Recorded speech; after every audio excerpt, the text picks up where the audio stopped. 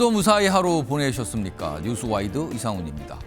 국회에서 윤석열 대통령의 주장을 정면으로 반박했던 곽종근 전 특정사령관이 오늘은 탄핵 심판 증인으로 나섰습니다. 어떤 증언을 했는지 자세히 전해드리겠습니다.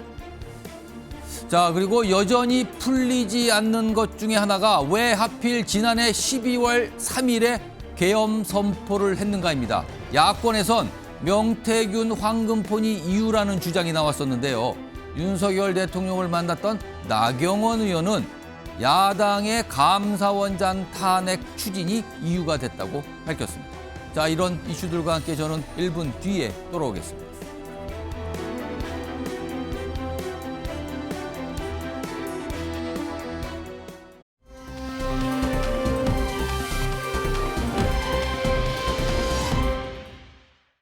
행안부 장관 탄핵, 방통위원장 탄핵, 감사원장 탄핵, 국방장관 탄핵 시도 등으로 행정부마저 마비시키고 있습니다. 헌법과 법에 의해 세워진 정당한 국가기관을 교란시키는 것으로서 내란을 획책하는 명백한 반국가 행위입니다. 제가 김용현 장관한테 감사원장 탄핵 이제 발의를 한다는 얘기가 나오면서 이제 계엄 얘기를 했습니다. 자, 지금요, 헌법 재판 하루 간격을 띄고 계속 열리고 있고요. 이제는 형사 재판도 시작된다는 얘기가 나오고 있는데, 자, 그런데 이런 상황이 진행 중에서도 여전히 많은 사람들이 도대체 왜 그날인지 아직 잘 모르겠다. 설명이 충분치 않다. 이게 바로 계엄이 선포됐던 12월 3일. 왜 그날이었는가 합니다. 여러 가지 얘기들이 나오고 추정도 좀 나오고 있습니다. 일단 그 나오는 추정되고 있는 내용 좀 정리 좀 해볼까요? 화면에 있습니다. 물론 여기는 3가지가 나왔습니다만 더 있어요. 사실은 따지고 보면은. 자, 윤석열 대통령 12월 3일에 계엄을 선포한 결정적인 이유는 과연 무엇인가입니다. 과연 무엇인가.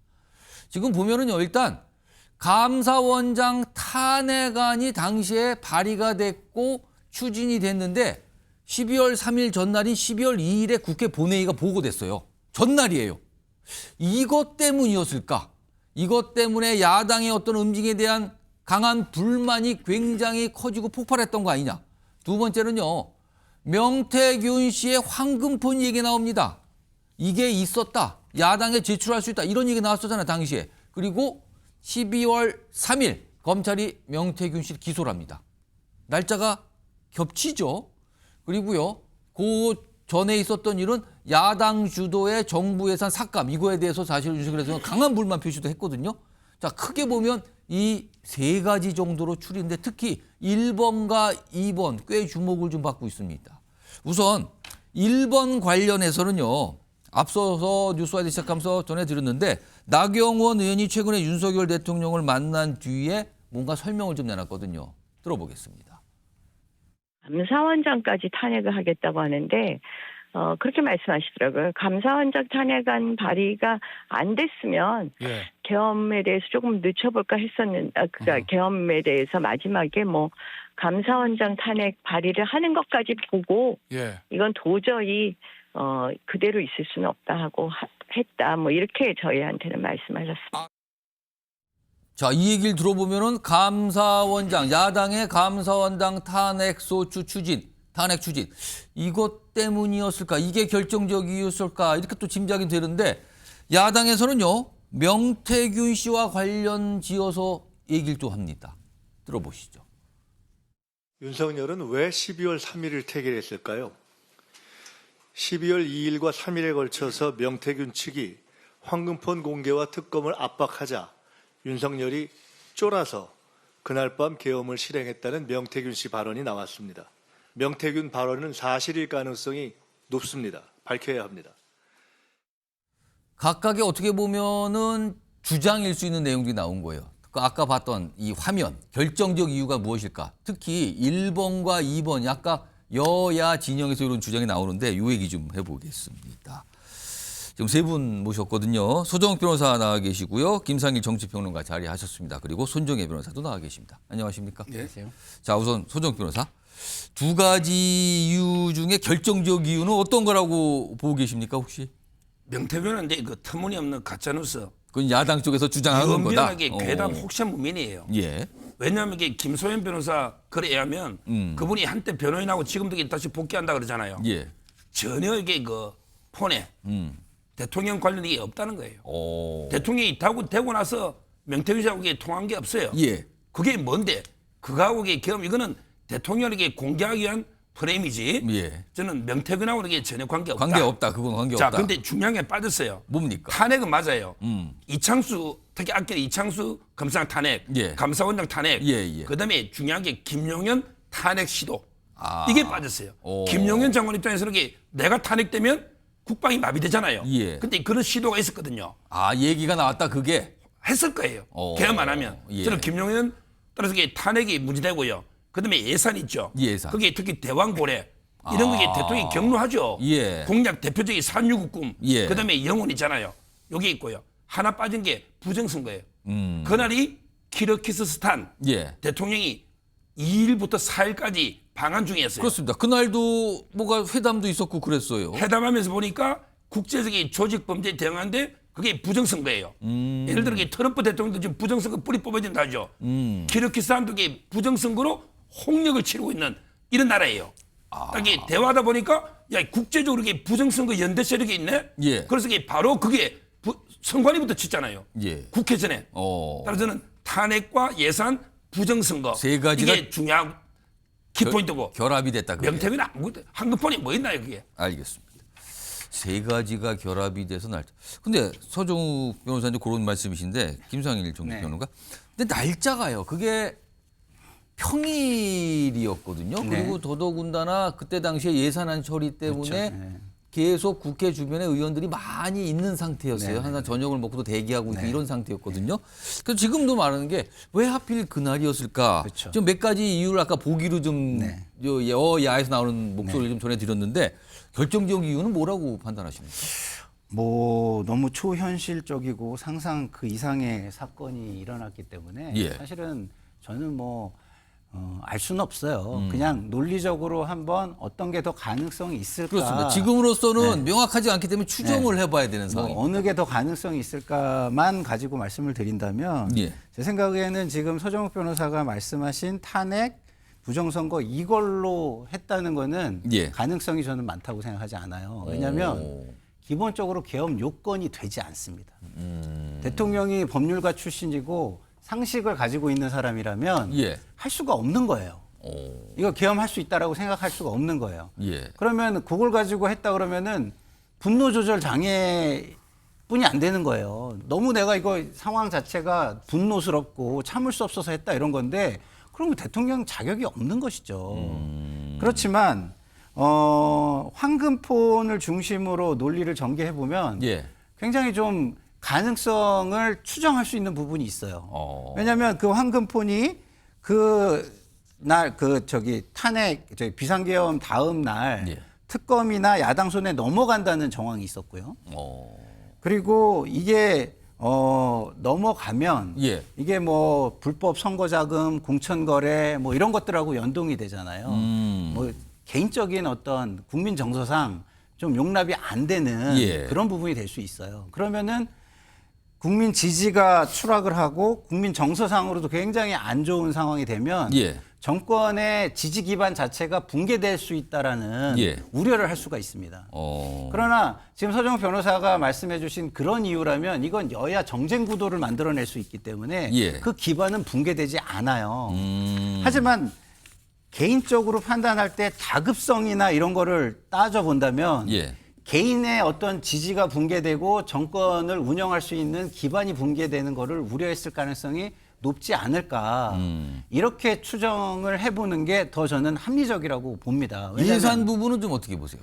예산 부분은 저는 좀 말이 안 된다고 보는 거예요. 왜냐하면 뭐 오늘 뭐 박준석 경제수석이 나오셔가지고 아마 뭐 지금 이 시간쯤 네. 나와서 증언을 하고 있을 것 같아요. 이렇게 순 감액이 된 적이 없다라고 얘기를 하신 걸로 제가 전해 들었는데 예. 그건 너무 당연합니다. 왜냐하면 300명 국회의원들이 특히 지역구가 있는 뭐 200한 30-40여 명의 국회의원들이 절대 그걸 용납하지 않아요.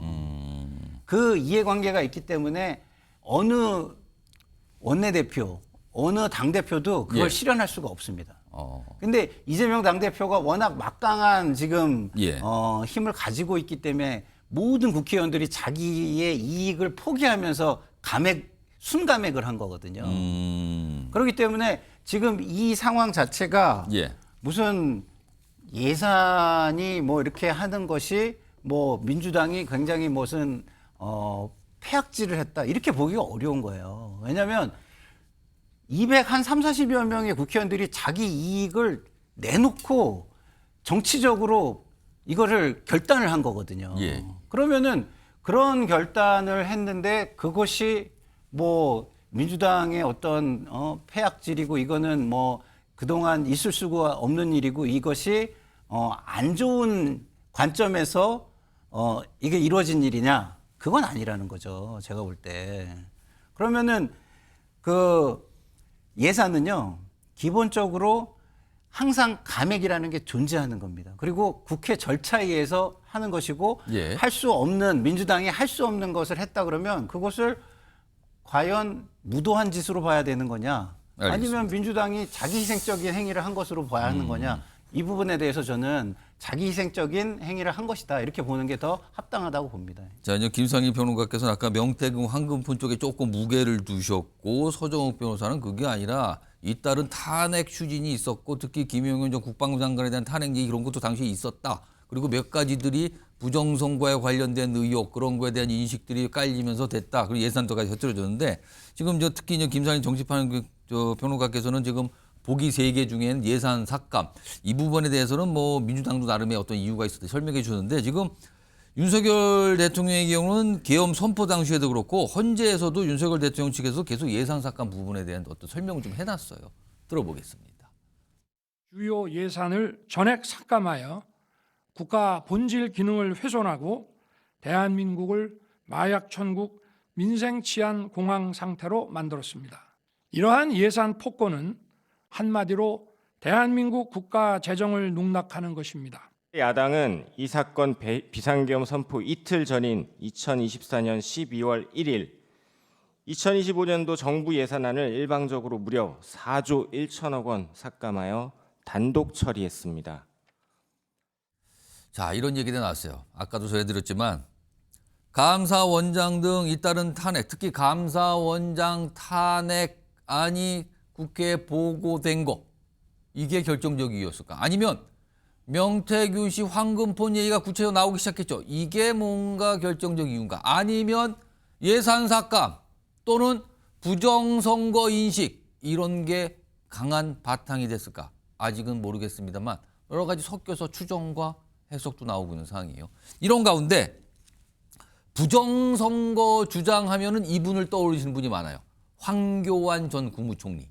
그런데 이 황교안 전 총리가 윤석열 대통령 변호인단에 합류했다. 어제도 이 소식 전해드렸는데 오늘요. 오늘 헌법재판소 탄핵 심판에 황교안 전 총리가 모습을 나타냈습니다. 그리고 앞서서 황교안 전 총리는 부정선거 얘기를 꽤 자주 했어요. 들어보겠습니다. 혹시 대통령 대리인단 맡게 되셨는데 어떤 마음으로 좀 하게 되신 걸까요? 정의를 세워야죠. 진리를 밝혀야죠. 검사 등을 실시하는 경우 이에 따라야 합니다. 안 됩니다. 이번 비상계엄의 최종 목표는 부정선거 발본 쇄관이었습니다. 22대 국회에서 부정선거로 192석을 차지한 민주당 등은 윤석열 정부 출범 이래 29번의 탄핵 소추를 자행해 왔습니다. 자, 황교안 전 총리 합류 화면을 좀 정리해 볼까요? 이런 내용입니다. 부정선거 주장 대표적인 인물로 꼽혀왔어요. 사실 황교안 전 총리 뭐 당의 이제 대표도 역임하면서 뭐 상황이었었는데 윤 대통령 변호인단에 합류했습니다. 그러니까 탄핵 심판 이쪽에도 이제 관여를 하게 되고요. 형사 재판 여기도 대응도 관여하게 됩니다. 두 가지 다 한다고 알려졌어요. 그리고 앞서도 얘기 들어봤지만 비상계엄의 최종 목표 부정선거 발본 세권이다. 역시 이런 주장을 계속 지금까지 하고 있는 상태예요. 손정혜 변호사. 황교안 전 총리 부정선거 의혹을 계속 주장해온 인물이었었는데 윤석열 대통령 측의 변호인단 합류. 이거는 사실 윤석열 대통령 측에서도 이제 부정선거 의혹 얘기를 하고 있잖아요. 이 주장을 조금 더 탄핵 심판에서 좀 강하게 하려는 그런 의도일까요? 이거 어떻게 좀 해석해야 됩니까? 그렇습니다. 부정선거와 관련해서 대리인단이 1차적으로 의견을 제시하고 부정선거의 정황으로 볼 수 있는 여러 가지 자료들을 제출하긴 했지만 관련해서 그것만으로 부정선거의 실체가 있다라고 단정하기 어려운 부분들이 여러 번 지적이 됐습니다. 그런 만큼 한교안 어떻게 보면 전 국무총리이고 정치인으로 지금은 분리가 되지만 과거에는 또 이제 법조인으로서의 활동을 했었기 때문에 특히 부정선거와 관련해서는 대표적으로 모금 운동을 하고 실제로 소송 지원을 하고 본인이 또 소송 대리인으로 참여할 정도로 적극적으로 부정선거의 실체를 밝히겠다. 부정선거에 대해서 이번 기회로 발본색원하겠다라고 의지를 보이는 만큼 대통령직 변호인으로 이제 참여한다고 하더라도 대통령에게 도움이 될 것이다라고 생각했기 때문에 대통령 측에서도 응했던 것으로 보이고요. 예. 본인도 형사재판과 지금 탄핵 심판에 모두 다 선임계를 낸 상태입니다. 지금 현재 심판 과정에서는 부정선거와 관련한 증거 일부만 채택되고 일부는 모두 다 이제 기각이 되거나 채택되지 않았는데 예. 아직 형사재판이 남아있기 때문에 형사재판에서 관련된 증거나 관련된 사실조회 관련된 증인 신청에 이 황교안 대리인을 통해서 주장과 입증을 할 것으로 예상되는 상황입니다.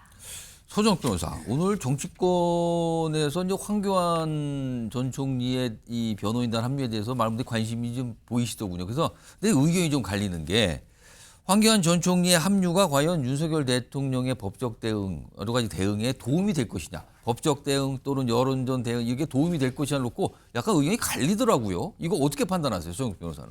뭐 저는 도움이 될 거로 보고요. 지금 이게 그 두 가지예요. 예. 통진당을 누가 해산시켰어요? 통진당.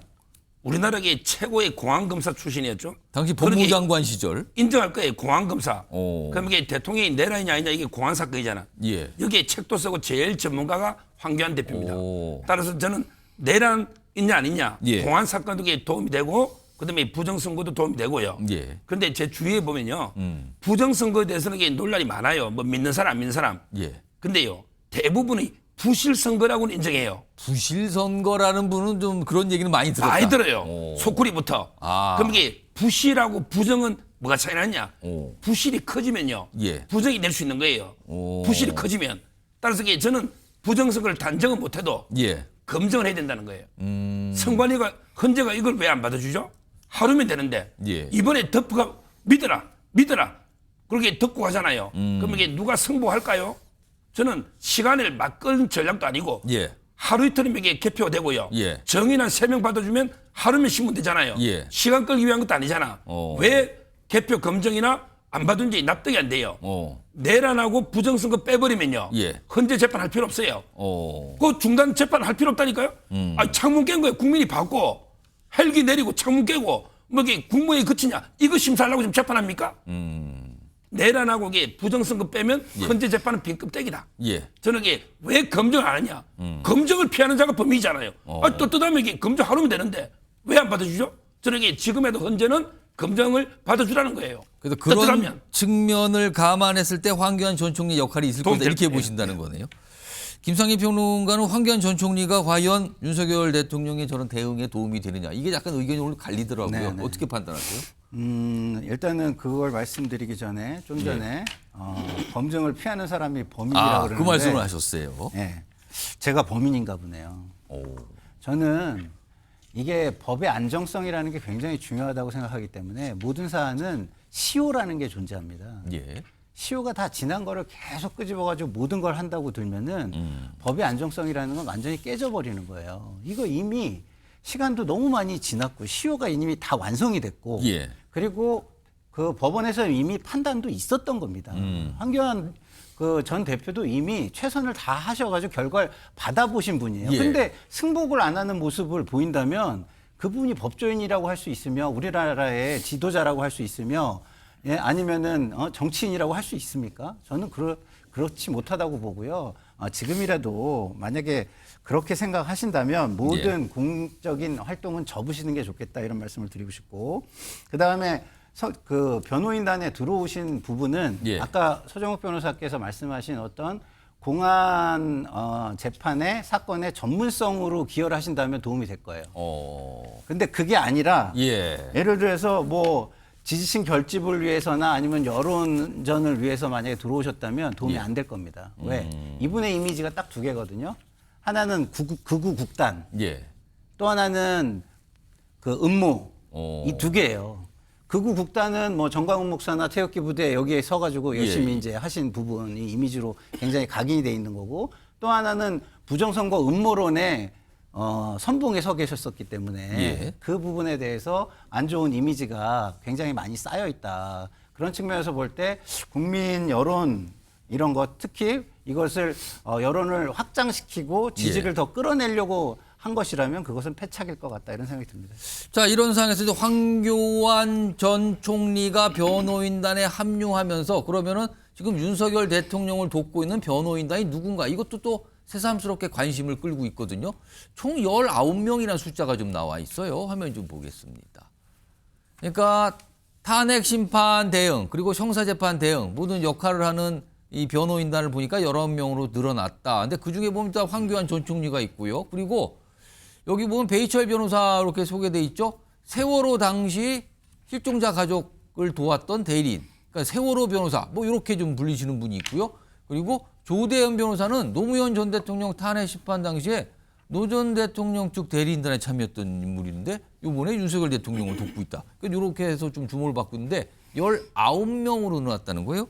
요걸 좀 손정혜 변호사. 사실 지난해 12월 말만 해도 윤석열 대통령이 변호인단 구하는 게 좀 쉽지 않다. 어렵다 이런 얘기 나왔었는데 19명이면 꽤 많은 숫자 같은데 이거는 어떻게 좀 어떤 변화가 생길 걸까요? 그럼 그 사이에. 시간이 경감으로 인해서 자발적으로 변호인단에 합류하겠다라는 사람도 있고, 특히 이제 주 2회 하다 보니까 시간이 촉박해서 변론 준비에 많은 시간이 필요하다 보니까 변호인단 스스로 이제 인원을 좀 보강한 측면도 있어 보입니다. 19명의 변호인단 중에 실질적으로 기록을 검토하고 증인신문 사항을 쓰거나 의견서를 쓰는 사람들은 또 일부이고, 일부는 또 여론전이라든가 그렇겠죠. 여러 가지 이제 정치적인 메시지를 하는 역할을 분담하고 있는 상황이기 때문에 실질적으로 19명이 모두 기록을 검토하고 서면을 쓰고 있다고는 보이지 않기 때문에 실제 일을 하는 실무 변호사들이 굉장히 중요하거든요.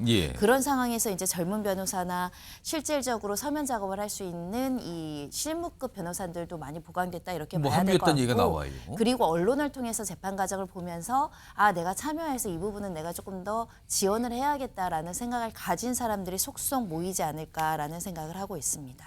소정욱 변호사, 그럼 12월 말까지는 조금 주저하는 변호사들이 많았지만 한 달 정도 시간이 지나면서 아, 이제는 조금 도움을 나서서 해도 되겠다 이렇게 판단하는 걸까요? 지금 보면은 국회 쪽 변호인단, 대리인단보다 2명이 많다 뭐 이런 얘기까지 나오는데. 지금 국회 측은 이제 우리 국민의 예산으로 혈세로 돈 주잖아요. 근데 이거는 거의 아마 자원봉사일 겁니다. 일단 보면은 뭐 그 정확하지는 않지만 어떤 거의 제가 대가를 알기로 받는 게 아니라 그냥 무보수일 가능성이 있어 보인다 이 뜻입니까? 아마 근데 이거 나라를 구하겠다는 사명감으로 오신 분이 많고요. 실제 뭐 아마 이런 것도 있을 거예요. 또 대통령 탄핵 반대 여론이 급상승하고 있잖아요. 그다음에 대통령하고 국민의힘 지지율이 급상승하고 있잖아요. 이런 것 때문에 뭐 좀 몰려드는 것도 있을 수 있고. 약간 주저하다가 이런 걸 좀 보고 그런 것보다는 그것도 하나의 영향이 될 수 있고. 근데 더 중요한 거는요. 뭐 처음에는 이제 그 차분하게 변호인단을 하나하나 구성한 거기 때문에 최고의 베스트 오브 베스트들을 뽑아야 되잖아요.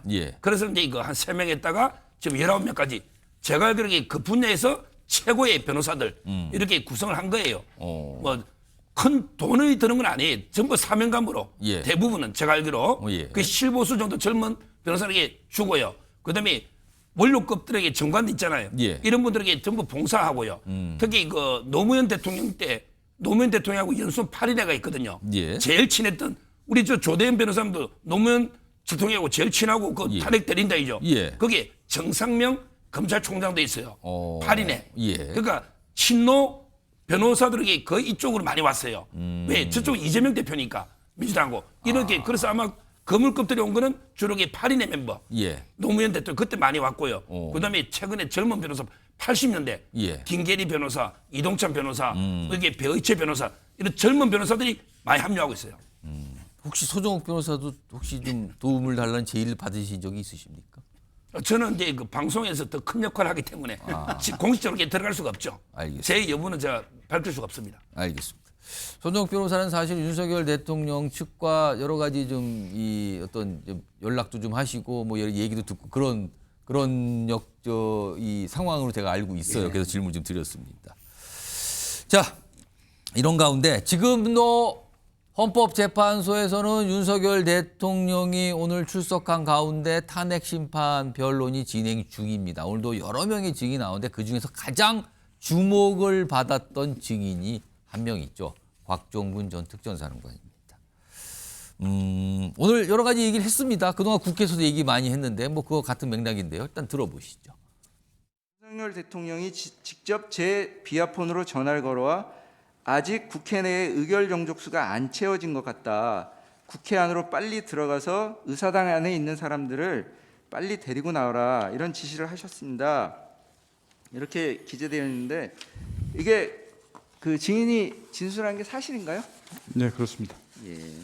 데리고 나오라고 지시한 대상이 국회 의사당 안에 있는 국회의원들 맞죠? 정확히 맞습니다. 예.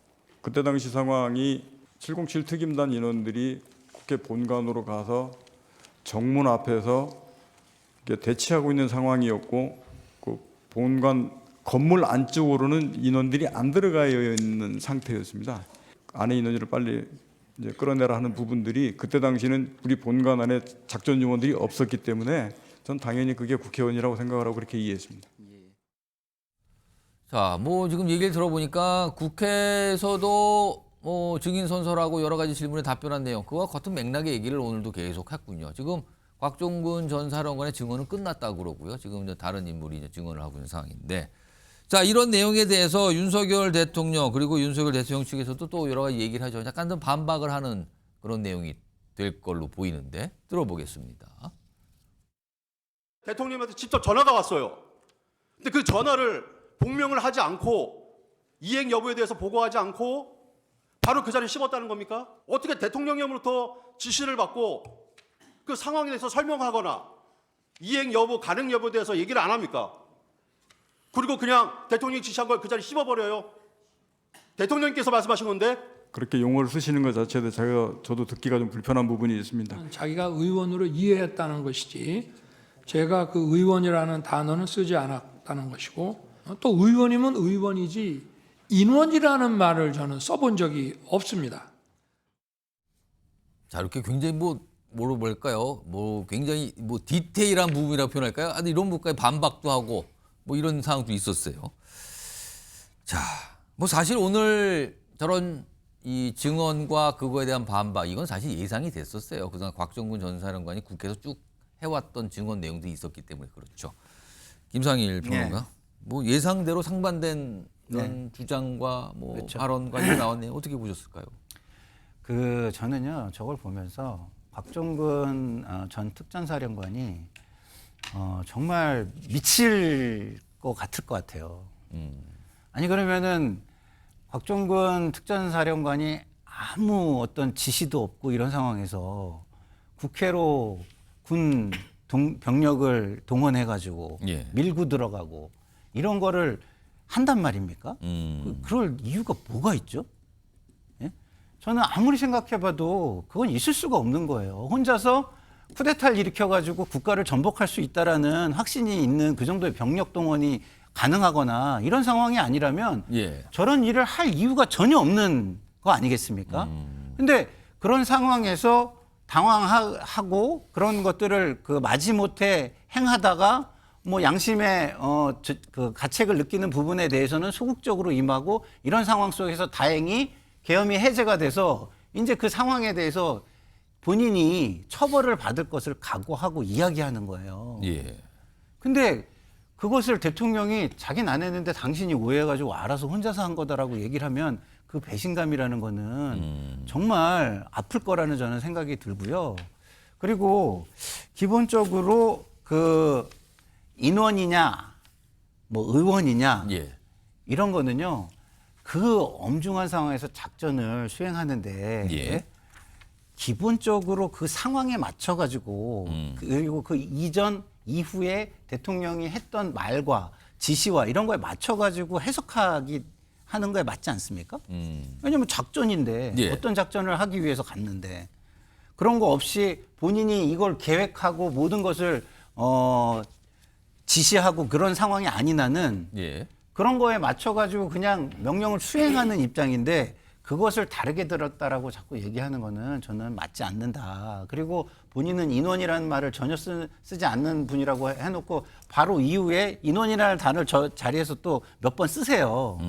그래서 본인도 그냥 그냥 비판을 위한 비판을 그냥 하고 있는 것으로 보인다. 저는 이렇게 생각이 듭니다. 서정욱 변호사는 어떻게 보셨을까요? 지금 이제 이렇게 신빙성이 문제가 있을 때는요. 예. 세 가지를 고려하면 돼요. 첫째, 일관성이 있는가. 예. 근데 김병주, 박선호 유튜브에서는 요원을 빼내라 그랬어요. 그다음부터 이게 막 유도 신문하니까 이게 의원 끌어내라로 바뀌어요. 요원을 빼내라 이게 초기 진술이고 바뀌는 거고 통화 횟수도 바뀌고요. 말이 계속 바뀌잖아요. 이게 문제고요. 두 번째, 예. 이럴 때는 이게 또 부하 직원하고 이게 일치하는 거 따져봐야 되잖아요. 예. 오늘 오전에 김현태 예. 707 특임 단장 이분에게 의원 끌어내라는 말은 일체 받은 적이 없었고 지시해더라도 내가 묵살했을 것이다. 예. 이랬잖아요. 예. 15명이 들어갔대. 근데 대통령 그때 10명 정도로 인식했대요. 어. 의원이 몇 명이죠? 의원이 몇 명이냐고. 보좌진 빼더라도 15명, 10명으로 끌어내는 게 실현 가능성이 있습니까? 상식적으로 이게 맞냐고요. 뭐 핵무기 하나 들고 있으면 이게 한 명이 다 끌어낼 수 있습니까? 예. 말이 안 되잖아요. 예, 예. 총도 없고. 그다음에 지금 그 김현태 진술하고도 이게 안 맞는 거고요. 예. 세 번째 가장 중요한 게 오염된 진술에 의심이 가는 게요. 오늘 김현태 단장이 말했지만 왜 12월 10일 날 국방이 끝나고요. 부성찬, 박범계 왜 만났죠? 만나서 이게 처음부터 계엄을 다 모의한 것처럼 이게 추궁하고요. 근데 TV 보고 알았다잖아요. 단장도. 이렇게 그러면서 이게 공익신고자는 왜 써주죠?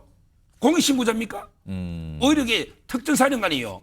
이런 일부 보도도 있어요. 오히려 이게 테이저건이나 본인이 건의했다는 말도 있어요. 이거는 보도입니다. 예. 의혹이에요. 예. 그러니까 제 말은 이게 본인이 더 잘못해놨고 오히려 공익신고자를 해주기 위해서 이렇게 해유됐을 가능성이 상당히 많다. 예. 이 세 가지 종합해보면요.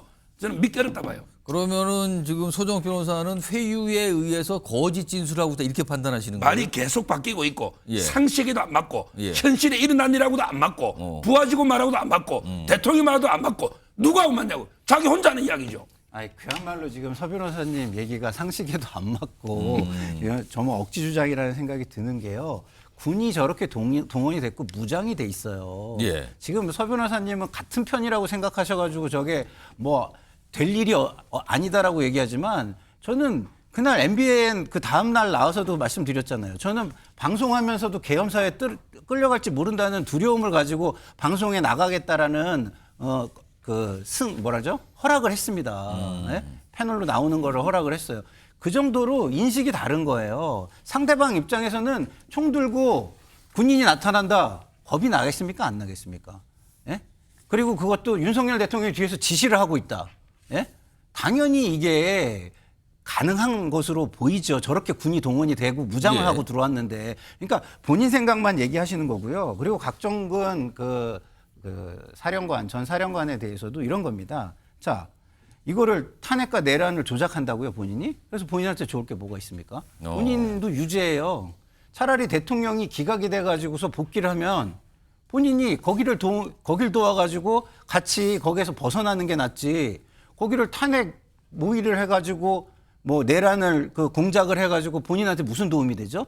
오히려 본인한테 불이익이 강한 겁니다. 예. 그걸 갖다가 자꾸 그 대통령 입장에서만 얘기하시려고 하다 보니 저런 억지 주장이 나온다고 저는 생각해요. 알겠습니다. 손정희 변호사, 지금 사실은 양측이 진술이 맞서고 있고 진실 공방처럼 가고 있어요. 그렇다면 이제 헌법재판소가 판단을 해야 될 거 아닙니까?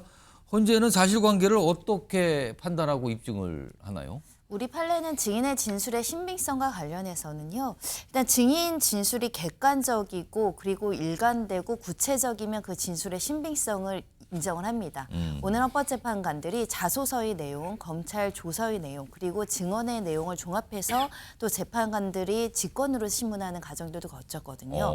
그 과정에서 확인된 것은 결국은 의원이나 요원이나 인원의 표현 관련해서는 인원이라고 이야기했던 것이 확실한 것 같고요. 예. 다만 그런데 내가 그것을 국회의원으로 이해를 했던 전후 맥락은 앞에 대통령 발언 중에 의결 정족수가 안 채워진 것 같으니 의원을 끄집어내라는 이야기를 종합을 하면 대통령이 지시한 끌어내라, 그러니까 밖으로 이렇게 뭐 빼내라, 끌어내라 이런 다소의 표현이 차이는 있었지만 예. 그 대상은 국회의원으로 내가 이해할 수밖에 없었다라는 예. 일관되고 반복적인 확인이 있었거든요. 확실하다라는 표현까지 썼기 때문에 증인의 진술의 표현 과정에서 일부 불일치하거나 다소 세세한 표현의 차이가 있다라고 하더라도 주요 부분이 일치하면 그 진술은 인정이 되는 것이 통상입니다.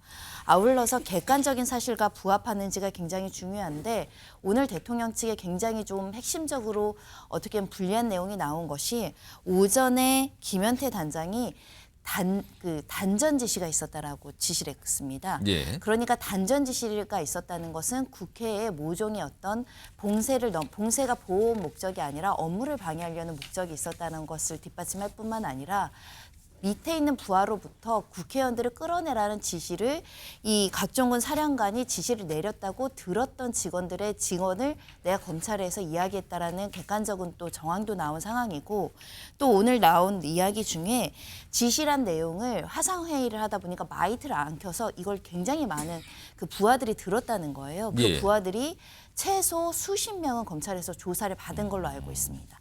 그리고 그 내용을 현장에서 들었다라고 진술한 것으로 알려져 있어서 이 진술의 신빙성을 다수 뒷받침할 만한 증언들은 있습니다. 자, 이런 단전 얘기만. 잠깐만요. 지금 요 곽종근 전 사령관의 오늘 진술 그리고 이에 대한 윤석열 대통령과 윤석열 대통령 측의 어떤 반박하는 내용 요걸 갖고 세 분과 좀 얘기를 나눠보는데요. 지금 상황이 비슷하게 가고 있는 인물이 한 명 더 있습니다. 홍장원 전 국정원 1차장이거든요. 이 홍장원 전 차장의 진술도 윤석열 대통령에게 굉장히 불리한 진술을 하고 있거든요. 그러니까 곽종근 전 사령관, 홍장원 전 차장의 진술 그리고 이거에 대한 윤석열 대통령 측의 반박과 윤석열 대통령의 반박 이게 좀 반복적으로 지금 벌어지고 있는 상황이거든요. 자, 이런 가운데 특히 홍장원 전 차장에 대해서는 여당 내에서도 여러 가지 시각을 좀 보이고 있어요. 일단 관련된 목소리부터 좀 들어보겠습니다. 탄핵부터 뭐 내란물이니 이런 모든 프로세스가 저 메모가 아마 제 판단에는 12월 6일 국회에서 박선원 의원한테 넘어가면서 시작이 된 거라고 저는 보는데요. 공작금 유용 의혹으로 박선원 의원에게 약점을 잡혀 있었던 것 아닌가요? 잘 얘기해 주셨습니다. 지금 그 한간에 제가 대북 공작금 띄어먹었다고 난리인데 그 새빨간 거짓말입니다. 만약에 제가 그랬다면 검찰총장까지 하신 우리 대통령님께서 저를 국정원에 2년 반씩이나 두셨겠습니까? 자, 이런 상황에서요. 여당 내에서 홍장원 전 차장에 대해서 약간 비판을 하는 입장을 내신 분들이 있어요. 화면 좀 보겠습니다. 이겁니다. 홍준표 대구시장이요. 윤 국정원 1차장의 지시했다는 홍장원 진술 못 믿는다.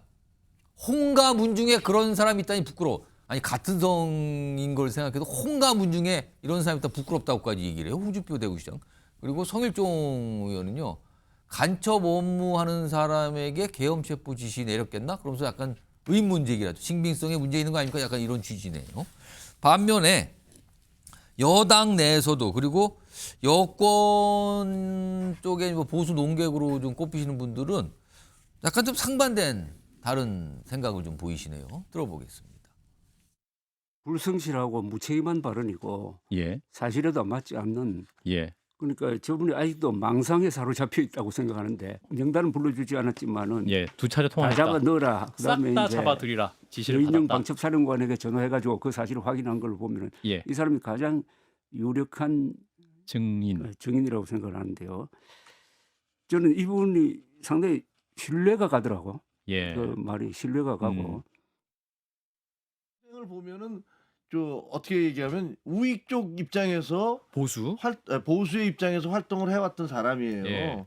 근데 이 사람이 느닷없이 하루아침에 갑자기 대통령에 대해서 아닙니다 하면서 그렇게 얘기할 이유가 뭐냐예요. 자, 홍장원 전 차장까지 포함을 해서 네. 뭐 요거 소정욱 변호사 그다음에 김선일 변호사 두 분 의견 좀 들어봐야겠는데 우선 소정욱 변호사 어떻게 보세요? 먼저 이제 이분이 뭐 대통령하고 엄청 친한 것처럼 이랬는데 처음이자 마지막 전화고요. 그다음에 왜냐하면 국정원장이 외국관 줄 알고 착각을 하고 전한 거예요. 예. 뭐 이분이 친하고 신뢰해서 자배라고 한 게 아니고요. 예. 그렇게 본인이 계속 허위 진술하고 있고요. 그다음에 두 번째 보세요. 지금 본인은 이게 서가지고 왼손으로 왼손잡이지도 모르겠어요. 왼손으로 막 받아 적다가 말이 안 돼서 이게 중단됐댔잖아요. 예. 근데 나중에 그 보좌관 통해서 깨끗하게 정리했댔잖아요. 예. 근데 그 보좌관이 누구죠? 그부터 밝혀봐야 됩니다. 누군지 못 밝히고 있잖아요. 제 말은 이게 말이 안 돼서 이게 왼손으로 받아 적다 중단했는데 갑자기 다시 깨끗하게 정리하고요. 제목을 근거 요청해가 간로 안에 위치 추적이 돼 있어요. 위치 추적하고 근거하고 똑같은 말입니까? 계엄하면 동향 파악을 해야 되죠. 위치 추적을 해야 되잖아요. 중요 인물은 무슨 활동하는지. 근데 그게 근거로 둔갑하고요. 나중에 그게 암살로 바뀝니다. 김어준 씨에서 한동훈 처음에는 위치 추적, 그다음에 근거, 그다음에 암살. 이게 다 믿을 수 있나요? 국정원에 이런 조직이 있습니까? 계엄하면 대통령이 방첩사에서 바로 잡아야지. 굳이 국정원에 체포해가 어디 구금합니까? 야당 대표 이재명 대표나 우원식 의장, 한동훈 대표 한 명 한 명이 엄청난 거물이고 수많은 당원이 있고 수십만. 국정원에서 어떻게 잡았습니까? 말도 안 되는 게 오염된 진술이죠. 자, 김선일 평론가는 어떻게 보세요? 특히 홍장원 전 차장의 여러 가지 진술. 너무 이 하나하나 표현이라든가 이런 말꼬리 잡기로 본질을 흔들려는 시도가 너무 많아서 국민들이 저는 굉장히 혼란스러우실 거라고 하는데요. 그 본질을 봐야 되는 거죠. 이제 검거 시도가 있었느냐, 체포조가 운영이 됐느냐. 그러면 그 속에서 이런 표현들 같은 경우는요, 그 맥락 속에서 봐야 돼요. 기억이 뭐 조금 틀리고 표현이 조금 다르다고 해가지고 그걸 트집 잡는 건 전 맞지 않다고 보고 이런 겁니다. 홍장원 차장은 주역이 아니죠. 검거에. 예. 검거의 주역은 방첩사예요.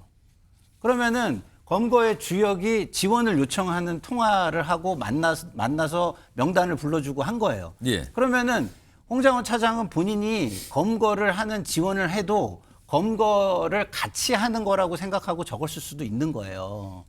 그렇잖아요? 그렇기 때문에 저거를 그냥 말 표현 하나만 가지고 맥락 없이 자꾸 공격을 하는 것은 맞지 않다. 전체적으로 체포를 위한 행위들이 진행이 되고 있었다는 걸 봐야 되고 거기에서 홍장원 1차장은 방첩사 여인영 사령관을 지원하는 역할이었다. 이걸로 본다면 저런 어떤 표현이나 이런 것들은 큰 문제가 되지 않는다. 저는 그렇게 생각하고요. 좀 전에 보좌관 얘기를 하신 것도 오해가 있을까 봐 말씀을 드리면 국민들께서 대부분 녹화된 것을 보셨으리라고 생각하지만 못 보신 분들을 위해서 말씀을 드리면 저 후에 홍장원 차장이 얘기를 해요. 제 보좌관이 3명입니다. 근데 그 확인을 하실 수 있는 위치에 있으시니까 이건 가로 열고 가로 닫고입니다. 있으시니까 3명에게 다 확인하셨습니까? 한 명에게는 확인했으니까. 그렇죠. 그 내용이 공개됐어요. 영상으로 공개돼 있습니다. 그러면은 왜 한 명한테만 확인을 하죠? 3명한테 다 확인했으면 되는 거잖아요. 그래서 홍장원 차장이 얘기를 합니다. 3명 중에 1명만 확인을 하신 거니까 다른 사람 중에 있을 수 있고 그렇기 때문에 이거는 보좌관이 했다는 거입니다. 오히려 이렇게 얘기를 합니다. 손정희 변호사. 곽종근 전 사령관도 그렇고 홍장원 전 차장도 그렇고 이제 윤석열 대통령 측에서는 그거는 진술이 오염됐다. 그러니까 거짓을 얘기하고 있다. 이런 반박이잖아요. 그런데 그 두 인물이 거짓을 얘기할 동기가 있었는가 이런 또 지적도 나옵니다. 이거 어떻게 봐야 됩니까? 그렇습니다. 오늘 대통령도 홍장원, 곽종근 때문에 탄핵 공작이 시작했고 의도가 다분하다. 한마디로 2명이 법정에서 거짓말을 한다라는 주장이 그렇죠. 나왔거든요. 그 취지예요. 저 말은. 진술의 신빙성을 판단하는 중요 기준 중에 허위 진술을 할 동기가 있느냐 그리고 실질적 이해관계가 있는가 이에 따라서도 증언의 신빙성 여하를 다르게 볼 여지가 있거든요. 즉 홍장원과 지금 곽종근이 거짓말을 통해서 받을 수 있는 이익이 무엇인가를 살펴봤을 때는 홍장원 1차장 같은 경우는 뭐 수사의 대상이 아니고 기소되지 않은 상태이지만 각종훈 사령관은 본인 역시 구속 기소된 상태이고 오늘의 그렇습니다. 진술 대부분은 자백 취지입니다. 공범의 자백은 공범의 유죄의 증거로 쓸 수 있기 때문에 대통령에게는 굉장히 뼈아픈 불리한 진술이 될 수밖에 없는 상황 때문에 이 진술 모두 인정할 수 없다라고 이제 강하게 반격하는 상황인데 문제는 그 진술의 신빙성을 탄핵하기 위해서 박범계한테 회유당한 거 아니냐. 그 민주당 인사들과 만난 거 아니냐 이런 질문들이 있었거든요. 그런데 스스로 판단해서 행동한 것이다라고 또 명확하게 입장을 전달했습니다. 진술의 신빙성을 깨트릴 만한 모종의 의도를 밝히지 못한 재판이 아니었나 생각합니다. 자, 좀 뭐 이렇게 진행되고 있습니다. 헌법 재판도 이렇게 진행 중이고요. 그리고 곧 윤석열 대통령의 형사 재판도 아마 진행이 될 건데 아마 그때도 증인들이 나와서 여러 가지 얘기를 하겠죠. 자, 이번에는요, 국민의힘 상황을 좀 짚어보겠는데요. 최근에 윤석열 대통령을 만나러 가거나 또는 면회하러 가거나 뭐 여러 가지 모습들을 나타낸 의원들이 좀 있거든요. 그 주제로 좀 넘어가 보겠습니다. 윤 앞으로 가는 이유. 지금 사진으로 윤상현 의원, 김민전 의원. 뭐 내일인가요? 뭐 면회가 예정돼 있다 이런 얘기가 나왔거든요. 오늘 헌법재판소에서 열린 탄핵 심판에도 방청한 여당 의원들이 좀 있었거든요. 관련된 영상 좀 묶었습니다. 확인해 보시죠.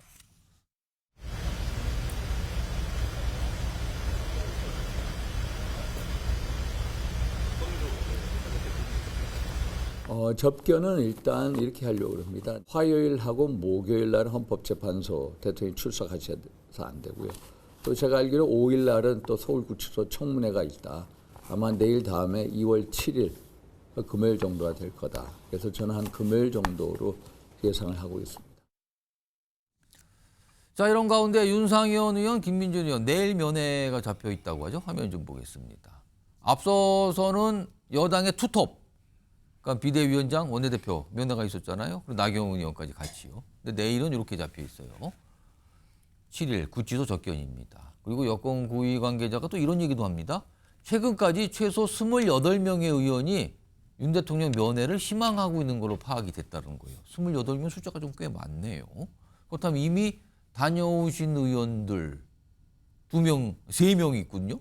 그리고 또 내일 예정된 인원, 그럼 5명입니다. 그럼 총 합치면은 33명 정도가 된다고 일단 숫자가 좀 나오는데요. 자, 그러면은 이 28명의 면회를 희망하는 의원들 어떤 이유가 있다고 봐야겠죠? 왜냐하면 면회를 가려는데 어떤 생각이 들게끔 만든 상황이 있을 거 아니에요? 화면으로 보겠습니다. 여러 가지 설명이 좀 나왔어요. 언론을 통해서요. 보면은 한 친윤계 의원은 이렇게 얘기하네요. 윤석열 대통령과 인연이 있는 사람들 안 가는 게 이상하지 않습니까? 이렇게 설명을 해요. 그러니까 개인적 인연이 있으니까 가는 겁니다. 그리고요. 근데 영남권의 한 의원은 뭐라도 해야 하지 않냐고 지역 당원들 성화가 심하다. 그러니까 가서 면회라도 해라. 뭐 이런 요구가 지역에서 있다는 거죠. 본인 지역구에서. 특히 여기 보면 영남권 의원이에요. 영남권 의원. 서정욱 변호사. 면회를 가라. 뭐 만나라. 이런 약간 이 여당 지지층의 압박이 좀 있나요? 어떻게 들으셨어요? 그런 게 요구 압박은 엄청 많고요. 많아요? 그것 때문에 가는 건 아니고요.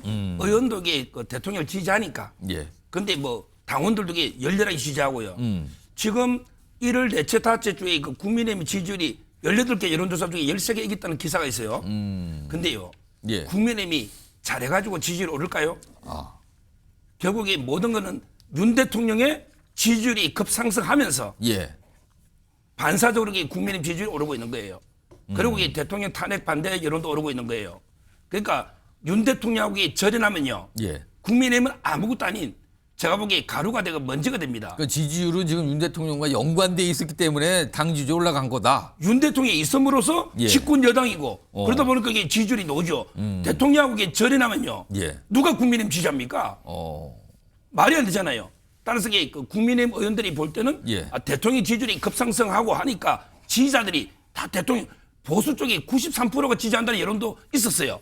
따라서 저는 권영세, 권성동 의원부터 대부분 의원들이 워낙에 당원들이나 보수층에서 윤 대통령 지지율이 압도적이니까 그걸 의식할 수밖에 없다. 의식할 수밖에 없죠. 그리고 그게 그 인간적인 관계도 있을 거고요. 예. 그래서 그게 가고 있는 거죠. 그게 면의 희망의 결과로 나타난 것이다 이렇게 되는데요.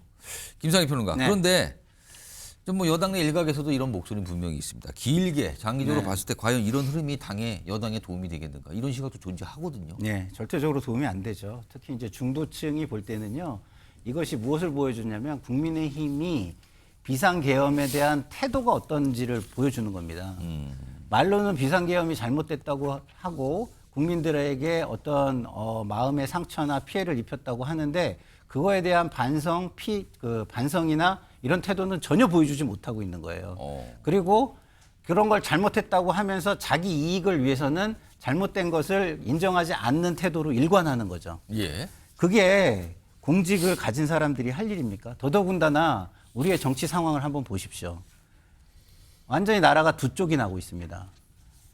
좀 전에 뭐 지지율이 윤석열 대통령의 지지율이라고 말씀을 하셨죠? 저는 그렇게 보지 않아요. 이거는 상대에 대한 적대감, 상대에 대한 반대, 무조건적인 반대, 악마화 이거의 결과지. 예. 뭐 우리 편을 지지해서 그것도 일부 있겠죠. 극렬층에서는. 예. 그 외에는 그렇지 않습니다. 오히려 적대적 공생이라는 걸 통해서 나라가 두 쪽 나는 상황에서 거의 상대를 뭐 악마화하고 멸절해야 되는 예. 그런 상황으로 지금 치닫고 있는 것이 아닌가 굉장히 안타깝고요. 그런데 정치인들이 이런 것을 조정해야 되는 막중한 책임, 국민의 대표잖아요.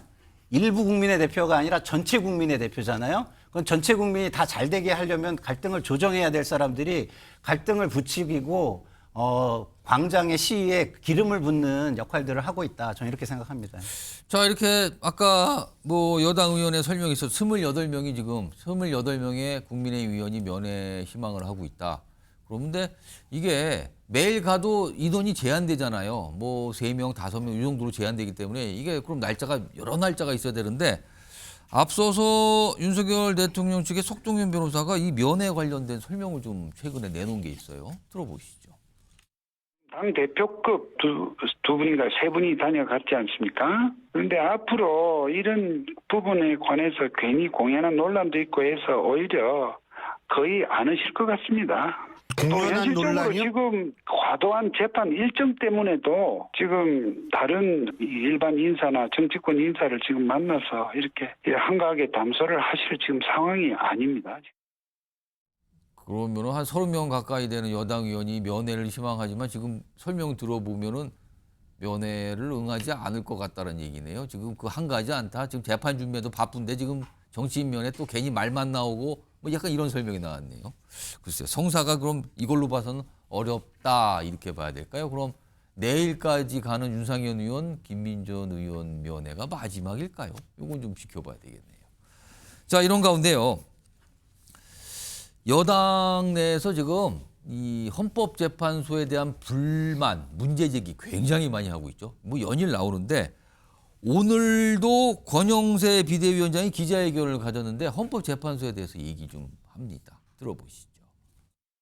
헌법재판소에 대한 국민들의 불신이 갈수록 확대되고 있습니다. 문영배 헌재소장 권한대행 탄핵안은 불과 이틀 만에 국민 5만 명의 동의를 넘겨 법제사법위원회에 정식 회부됐고 대통령 변호인단의 증인 신청, 증거 신청은 대거 묵살하고 증인 신문 시간도 과도하게 제한하는 등 심리 진행이 불공정하고 편파적이라는 비판을 받고 있습니다. 이런 가운데 국회에 보면은 이 청원 게시판이 있어요. 어떤 사안을 올려놓고 동의 숫자가 일정 정도 넣으면 그게 국회 상임위로 가서 실제 처리가 되는 거거든요. 안건은 논의가 되고 이 내용이 있는데 이런 내용이 지금 올라와 있습니다. 국회 국민동원청의에 헌법재판관 탄핵 청원이 올라왔어요. 3명에 대해서 지금. 특히 이 3명의 헌법재판관은 여당에서 굉장히 문제 삼고 있었잖아요. 그리고 이제 윤석열 대통령 측에서도 역시 그런 비슷한 시각을 갖고 있고요. 문영배 헌재소장 권한대행은 이 탄핵 청원안에 10만 명이 동의를 했어요. 그래서 최근에 국회 법사위로 넘어갔어요. 이 안건이. 이 탄핵 청원 안건을 법사위에서 논의해야 되는 거예요. 그러면. 그리고요. 이미선 재판관은 5만 명이 하루 만에 이 글이 올라온 지 하루 만에 5만 명 동의를 받아서 이것도 회부 요건, 법사위로 가는 요건을 충족했어요. 그리고 정계선 재판관은 지금 4만 명이거든요. 근데 곧 5만 명 되면 또 역시 법사위로 갈 수 있는 요건이 충족하게 되는 거예요.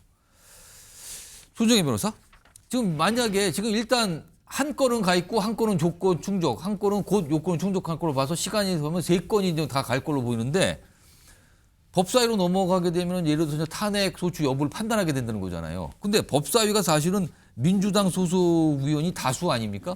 이게 현실적으로 탄핵 소추될 가능성은 낮은 거 아닙니까? 그러면은? 뭐 지극히 낮다라고 평가할 수밖에 없습니다. 그리고 지금의 상황은 사실 사법부 입장에선 굉장히 사법부에 대한 신뢰가 실추되고 사법부는 재판을 하는 것인데 이 재판의 당사자가 대통령이라는 이유로 정쟁의 대상이 돼서 지금 정치적인 공격의 대상이 된 부분에 대한 우려가 반복적으로 나오고 있는 상황에서 현재 재판 담당관인 재판관들에 대한 탄핵 이야기까지 나오는 것은 매우 우려스럽다 이렇게 말씀드릴 수 있습니다. 지금 탄핵 심판의 사유도 굉장히 애매하고 추상적이고 모호합니다. 그러니까 재판을 편향적으로 한다는 건 주관적인 주장이잖아요.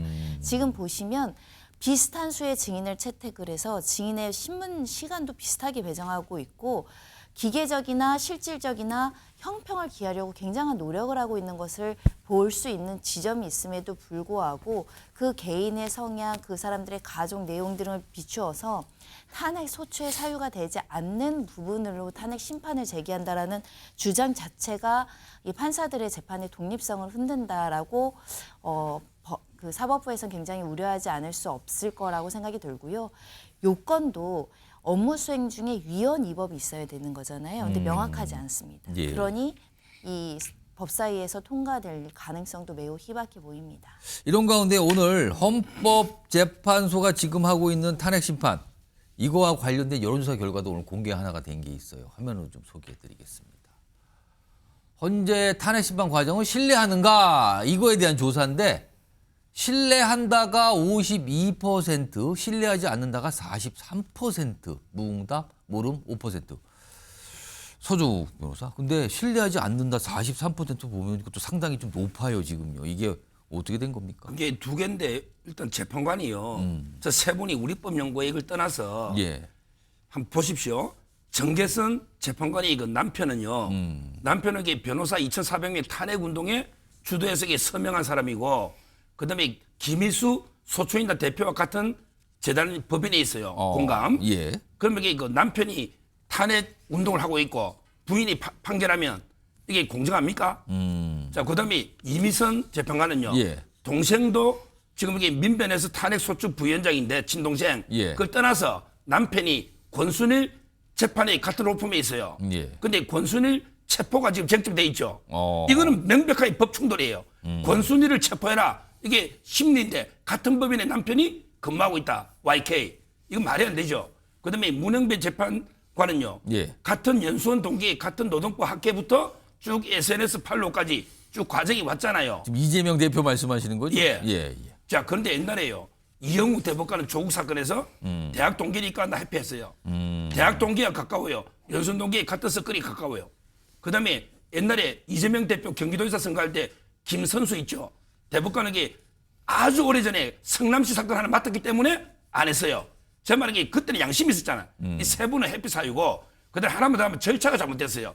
한덕수 권한쟁의 심판부터 하고 200석 150석 그다음에 한덕수 탄핵하고 그다음에 최상목 그게 마흔의 재판관 이거 해야 되잖아. 근데 완전 거꾸로 심리하고 있잖아요. 이게 불신을 초래하는 거죠. 자, 김상일 평론가. 여론조사 보면은 신뢰한다가 52% 물론 높습니다만 신뢰하지 않는다 43%도 간단한 숫자는 아닌 걸로 보여요. 이건 어떻게 봐야 됩니까? 나라가 두 쪽이 나고 있다는 것을 보여주고 있는 것이죠. 근데 저 두 쪽이 나고 있는 그 현상을 누가 만들고 있느냐? 정치권에서 만들고 있는 것이죠. 자, 사법 제도는요. 독립성과 권위, 신뢰 이것이 가장 중요합니다. 근데 이거 전체를 흔들어 놓으면 앞으로 본인들한테는 득이 되나요? 그럼 저렇게 해놓으면 앞으로의 헌법재판에 대해서 누가 신뢰한다고 얘기를 하겠습니까? 앞으로도 영원히 반으로 쪼개져서 신뢰한다, 신뢰하지 않는다가 될 것입니다. 그 이유는 이런 겁니다. 자, 기본적으로 지금 문제 삼은 재판관 외에 다른 재판관 중에 벌써 두 분은 누가 임명하셨죠? 윤석열 대통령이 임명하셨어요. 그러면은 그 자기의 커리어의 가장 영예로운 자리에 임명해 준 사람과의 관계가 훨씬 더 중요하지 않을까요? 그 관계가 훨씬 더 영향을 미친다고 봐야 되는 거 아닐까요? 그럼 그분들을 어떻게 믿죠? 그렇지만 이명박 박근혜 대통령 그 10년 동안에 헌법재판관 9인이 모두 9명 모두가 보수였을 때도 있습니다. 그러면 성향이 모두 보수였을 때는 진보에서는 그 헌법재판소를 어떻게 믿죠? 이런 식으로 얘기하면 안 되는 겁니다. 그런 속에서도 박근혜 대통령 탄핵이 나왔잖아요. 예. 그러니까 그 기관과 제도, 그거는 그 기관을 형성하는 제도에 의해서 형성이 된 거니까 그 제도를 믿고 따르는 게 맞다. 더더군다나 정치인들은 공인인데 본인들이 나서서 나라를 두 쪽 내는 저런 선동은 해서는 안 된다. 사법부를 그만 흔들어라. 이런 말씀을 드리고 싶습니다. 알겠습니다. 지금까지 헌법재판과 관련된 여러 가지 사항들이 좀 같이 엮여 있거든요. 좀 전해드렸고요. 다음은 오늘 국회에서 있었던 한 가지 모습 영상으로 좀 전해드리죠. 수도방위 사령부의 사령관식이나 돼가지고 운동수권자가 법률 전문가 출신이니까 했겠거니 라고 생각을 하지 않고 이야기하니까 결정을 하니까 내란 수계도 증인도 내란죄로 구속되는 상황까지 이르게 된 겁니다. 그걸 뭘 잘났다고 그렇게 떳떳하게 이야기하십니까? 조용히 하세요.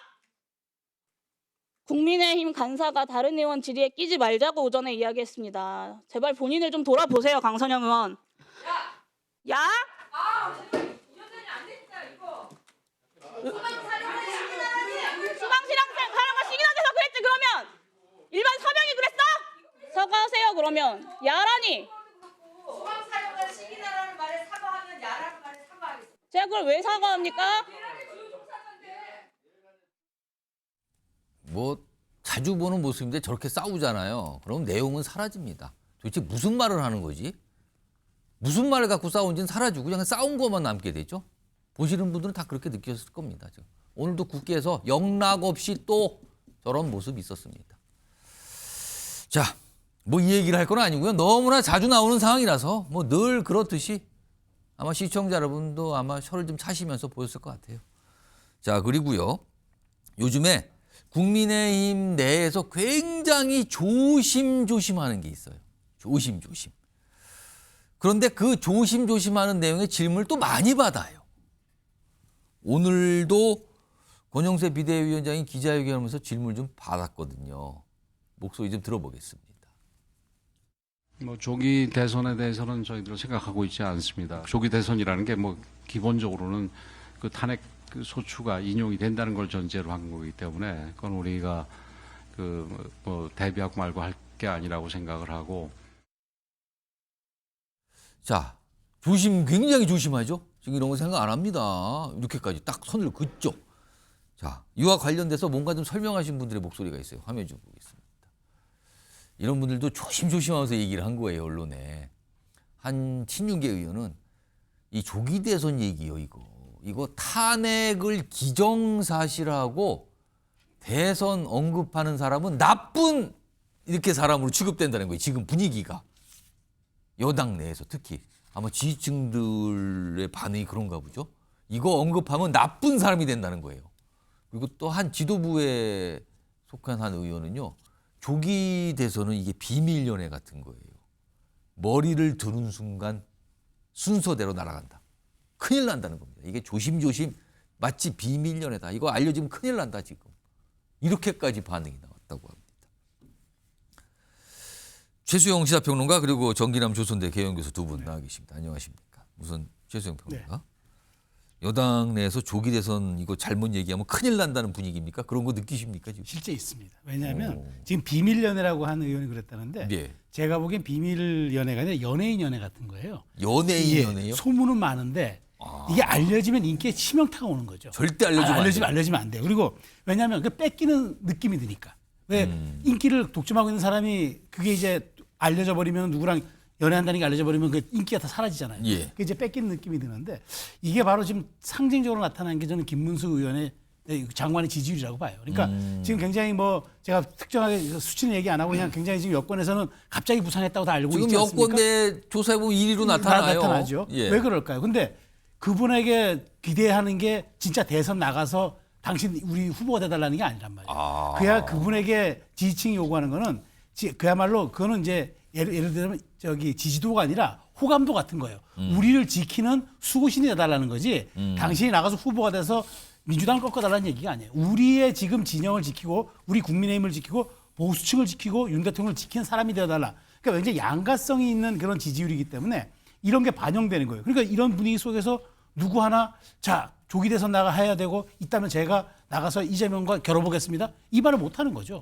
하는 순간 이거는 금기어가 되기 때문에 예. 저는 지금 미묘한 국민의힘의 지금 이런 내부 기류들이 이런 점에서 저는 국민의힘 오히려 김문수 장관의 지지율로 저는 압축적으로 보여주고 있다. 저는 이렇게 분석합니다. 그러니까 일부 이제 대선 주자급으로 꼽히신 분들이 말을 못하는 상황인데 그렇죠. 그건데 근데 앞서서 일찌감치 홍준표 대구시장은 뭐 조기 대선이 열리면 뭐 할 수 있다. 이거 아주 공개적으로 얘기를 했죠. 했거든요. 그건 어떻게 된 걸까요? 그러니까 그렇게 할 때는 그때만 하더라도 탄핵 심리의 이런 그 열기라든가 지금 지지층의 이런 결집도 강한 아주 강직한 이런 모습들이 잘 안 보였는데 이게 보이면서 결국은 지금 간단하잖아요. 지금 대선 룰이 경선 룰이 당원 50 그다음에 여론조사 50입니다. 그렇습니다. 당원을 통과해야 됩니다. 근데 당원의 결집도가 이렇게 강한데 누가 그 금기어를 그럼 그때 꺼내겠습니까? 홍 시장께서 말을 했던 때 상황이 지금 조금 달라졌습니다. 그렇군요. 그러고 보니까 요즘 홍준표 대구시장도 그런 네. 류의 얘기는 안 없습니다. 하는 것 같아요. 이런 가운데 최근에 대선 주자급 여러 건의 대선 주자급으로 꼽히신 분들이 또 관련된 질문을 받죠. 당연히 요즘에요. 뭐라고 얘기를 했을까요? 들어보시죠. 저로서는 현직 시장으로서 시정에 전념하고 있는 입장이기 때문에 대선 출마에 대한 언급은 가급적 자제하는 편입니다. 헌재 결정이 나온 이후에 그때 상황을 보아서 명확하게 답변 드릴 수 있을 것 같습니다. 전혀 검토하거나 생각한 건 없고요. 현재는 조기 대선 요인이 있는지 없는지 가능성으로서는 존재하겠지만 현실적으로는 아직 단정할 수 없지요. 정기란 교수님. 그러니까 저렇게 조기 대선이라는 걸 당 지도부도 그렇고요. 대선 주자로 꼽히신 분들 절대 얘기를 안 해요. 뭐 질문 받으면 그런 거는 지금 얘기할 때가 아니고요. 그런 거는 왜 물어보세요? 약간 이런 분위기인데 이렇게 반응이 나오는 게 아무래도 그 보수 강성 지지층 의식을 하는 걸까요, 지금 다들? 아무래도 강성 지지층이 절대적으로 이 당의 지금 그 근거가 되고 있기 때문에 대선 후보들 입장에서는 당원들의 어떤 그 지지를 끌어내야 되는 입장에서 본다면 대단히 곤혹스러운 상황인 건 맞습니다. 실제로 2월 말 또 3월 초까지 어느 시점이 될지는 모르겠습니다만 탄핵 심판이 결론이 나기 전까지는 아마 이런 현상이 계속될 가능성이 높다. 그런 면에서 본다면 이것의 근거가 되는 것은 강성 지지층이 결국 결집하면서 윤석열 대통령을 수호해야 된다라고 하는 의지가 굉장히 강하고 그것이 기반이 돼서 지금 국민의힘 지지율을 끌어올리고 있기 때문에 그런 것들을 의식하지 않을 수 없는 대선 후보들의 엉거주춤 현상으로 보여집니다. 자, 그러나 이것이 일시적인 보수 지지층의 결집 현상에 고무된 그런 측면에서 이해되는 측면이 있지만 이것이 과연 대통령 선거가 만약에 조기 대선이 실시되고 되는 상황으로 접어들 때 또 윤석열 대통령이 탄핵 심판을 통해서 인용되는 결과가 나왔을 때 저는 하루아침에 그것은 무너질 거라고 보여집니다. 그렇다면 결국은 지금은 탄핵 심판이 진행되는 과정에 있기 때문에 대통령 후보들이 아버지라 부르지 못하는 홍길동 신세지만 저는 대통령의 탄핵 인용이 결정되는 순간 너나 할 것 없이 땅을 치고 후회하면서 내가 왜 그렇게밖에 할 수 없었던가라는 그런 그 상황이 도래될 것으로 보여집니다. 자, 이런 상황에서 한동훈 전 대표와 관련된 얘기는 계속 매일같이 조금씩 뭔가 나와요. 뭔가 물면서 움직임이 진짜 있는 걸까요? 계속 얘기는 나오는데 이런 내용도 좀 보도를 통해서 알려지고 있죠. 화면으로 좀 정리해 볼까요? 바로 이런 내용입니다. 윤석열 대통령 탄핵 심판 지금 진행 중인데 최종 변론 후에 복귀를 유력하다. 이렇게 검토하는 게 나온다는 거예요, 지금요. 이게 보면은 일단 헌재가 변론을 기일을 잡은 게 이달 13일까지만 일단 날짜 잡아놨어요. 그러면 그 이후에 추가로 더 잡을지 어떨지 모르겠어요. 근데 지금 한동훈 전 대표와 관련해서 나오는 얘기가 최종 변론이 끝나면 복귀를 할 수 있다. 이런 얘기가 나온다 그래요. 그러면 이게 굳이 최종 변론 뒤에 복귀해요. 그러니까 정치판에 다시 등판한다는 거죠. 그러면은 이거는 탄핵 선고가 어떤 결정이 나오기 전일 거란 말이에요. 최성 평론가. 그럼 선고 전인데 이건 어떤 의미일까요? 그러면 저는 그럼에도 불구하고 이건 그 설이라고 봐요. 그러니까 그냥 설 정도 아직은 간다. 이제 2월 13일 너무 빠르다고 생각이 되는 게 한동훈 대표가 탄핵이 이제 대통령 탄핵이 되고 나서 예. 그 다음에 거기에 대한 책임을 묻는 그 갑론을박이 있는 과정에서 당원들로부터 거의 불신임 받아서 이제 비대위가 형성된 것 아니겠습니까? 그야말로 쫓겨나가다시피 한 건데, 자 그렇다면 아직도 지금 탄핵이 지금 좀 전에 일부에서도 다뤘습니다만은 지금 탄핵에 대한 뭐 여론조사를 아까도 소개하셨지만 팽팽하잖아요. 지금. 헌재에 대한 그 과정에 대한 신뢰도 여러 예. 가지가 지금 팽팽하거든. 탄핵이 돼야 된다 안 돼야 된다 얘기도 좀 나눠지고 있고. 근데 그게 확실히 결이 한 달 전과는 달라요. 한동훈 대표가 당을 떠날 때와 완전히 다른 상황인데, 자 그렇다면 이게 무슨 것을 의미하느냐? 만일 한동훈 전 대표가 지금 복귀한다 그러면 딱 나와서 등장하는 순간 그 얘기하겠죠. 당원들이 당신 때문에 탄핵됐잖아 라는 책임론이 당연히 부각되죠. 피할 수 없을 겁니다. 그런데 마치 13일 날 탄핵 그 마지막 기일 또 연기될지 모르겠으나 그날에 딱 등장한다 그러면 마치 무슨 이제 본인의 책임을 면피했다는 듯이 나오는 그런 모양새가 되지 않겠습니까? 제가 지난번에도 말씀드렸습니다마는 한동훈 대표는 지금 굉장히 비에 젖은 장작 신세입니다. 충분히 마른 다음에 화력을 뽐낼 생각을 해야지 이거 급하게 불 피우려고 휘발유 뿌리고 불질렀다가는 크게 사고만 나는 거예요. 그런 측면에서 저는 이건 간복이라고 봅니다. 저는 그래서 13일은 지나고 조금 더 형국이 무르익은 다음에 예. 전 나오더라도 나올 것이다 분석합니다. 자, 이런 상황에서요. 한동훈 전 대표의 등판의 어떤 효과 그리고 그 이후에 어떤 지지세를 모을 것인가 이거에 대해서 의견들이 지금 이 전망들이 갈리는데 각자의 입장 때문에 그런 것 같기도 한데 우선 굉장히 긍정적으로 전망을 하는 목소리가 있어요. 일단 그 내용부터 좀 들어보시죠. 내가 보기에는 지금 한동훈 대표는 지난번 대표 출마했을 때처럼 좀 꾸물꾸물 대다가 어느 순간에 기회가 되면은 또 등판하지 않을까 이렇게 생각을 해요. 아마 지지도가 상당히 결집이 될 거라고 봐요. 지난번에 63%의 그 지지도가 나는 완전히 사라졌다고 보질 않아요. 저는 오세훈 시장이 오세훈 시장님이 아마 저희 좀 바람이기도 합니다. 저희 당 안에서는 한동훈 대표 오세훈 시장이 선의의 정책 경쟁을 벌이면서 국민들께 신뢰를 주는 그러니까 어떤 실천적 비전을 통해서 대한민국을 이끌고 우리 국민들께 희망을 줄 수 있는지 이런 선의의 경쟁이 우리 한동훈 대표와 오세훈 시장 사이에 일어났으면 하는 바람이 있습니다. 예. 굉장히 어떤 뭐 기대도 있고 전망을 좀 긍정적으로 봤잖아요.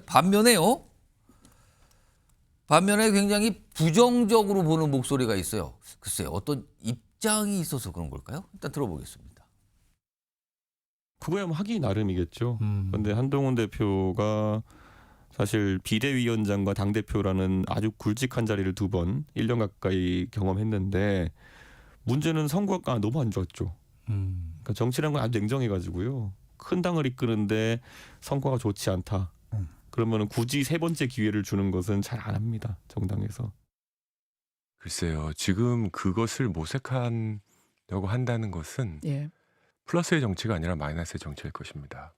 지금 당의 입장 분명히 다시 또 말씀드리지만 조기 대선 없습니다.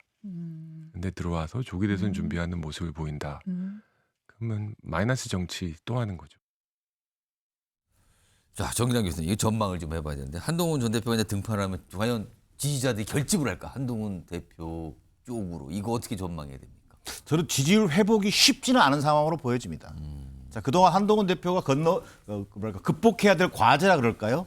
어떤 당내 현역 의원들의 어떤 거부감, 또 강경 보수 지지층, 윤석열 대통령 수호에 지금 열을 올리고 있는 보수 지지층의 반감, 또 그다음 비대위원장 당대표를 거치면서 형성됐던 지지율이 지금 거의 곤두박질 쳤습니다. 낮은 지지율, 이 3가지를 과연 극복할 수 있을 것인가. 자, 그러나 한동훈 대표가 그동안 보여온 리더십과 행보라고 한다면 탄핵 비상계엄 해제 결의안 통과시킨 이후에 뚜렷한 리더십을 보여준 바가 없습니다.